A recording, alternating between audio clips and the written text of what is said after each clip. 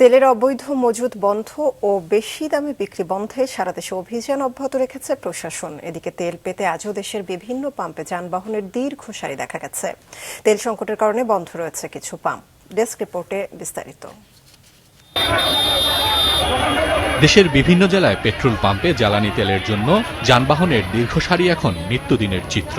ঘন্টার পর ঘন্টা অপেক্ষা করে জ্বালানি সংগ্রহ করতে হচ্ছে গ্রাহকদের। এমন পরিস্থিতিতে সক্রিয়তা বাড়ছে অবৈধ মজুতদারদের। তাদের তৎপরতা বন্ধে দেশের বিভিন্ন প্রান্তে প্রতিদিনই অভিযান চালাচ্ছে ভ্রাম্যমাণ আদালত। জব্দ করছে তেল, করা হচ্ছে জরিমানা। তারপরও ঠেকানো যাচ্ছে না অবৈধ মজুতদারদের। টাঙ্গাইলে অবৈধভাবে ৪,৬২০ লিটার জ্বালানি তেল মজুত রাখায় ৭৫,০০০ টাকা জরিমানা করেছে ভ্রাম্যমাণ আদালত। এছাড়া বেশি দামে তেল বিক্রি করায় আরেক ব্যবসায়ীকে ৫০,০০০ টাকা জরিমানা করা হয়েছে।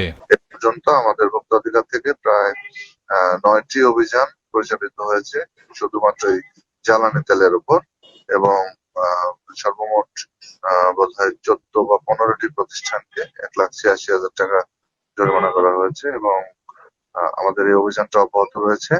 যদি কখনো কোথাও তথ্য পাচ্ছি যে অতিরিক্ত দামে এই জ্বালানি তেল বিক্রয় হচ্ছে, আমরা সাথে সাথে সেটা ব্যবস্থা নেওয়ার চেষ্টা করছি।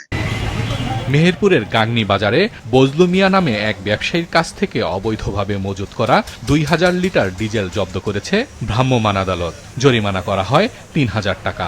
পরে ১০১ টাকা লিটার দরে কৃষকের কাছে বিক্রি করা হয় জব্দকৃত ডিজেল। এদিকে জ্বালানি সংকটে নারায়ণগঞ্জ, নোয়াখালী ও ময়মনসিংহ সহ দেশের বিভিন্ন জেলায় বন্ধ রয়েছে বেশ কয়েকটি পেট্রোল পাম্প। কোনো পাম্পে তেল মিললেও সেখানে মোটরসাইকেল সহ বিভিন্ন যানবাহনের দীর্ঘ সারি। ঘন্টার পর ঘন্টা লাইনে দাঁড়িয়ে থেকেও চাহিদা মতো জ্বালানি না পাওয়ায় ক্ষুব্ধ ক্রেতারা।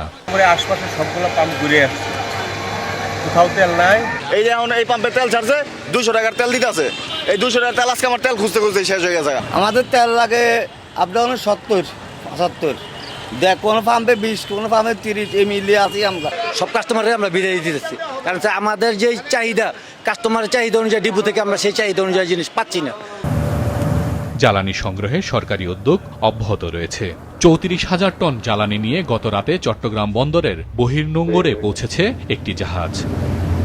হাসান মেহেদী, মাছরাঙা নিউজ ডেস্ক।